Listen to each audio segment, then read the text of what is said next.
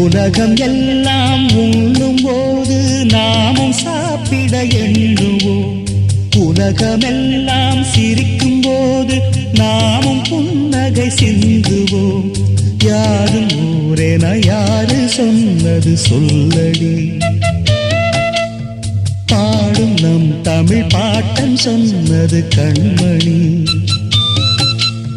படிக்கத்தான் பாடலா நினைச்சு பார்த்தோமா, படிச்சத நினைச்சு நாம் நடக்கத்தான். கேட்டுக்கோ ராசாத்தி, தமிழ்நாடாச்சு இந்த நாட்டுக்கு நாமாச்சு.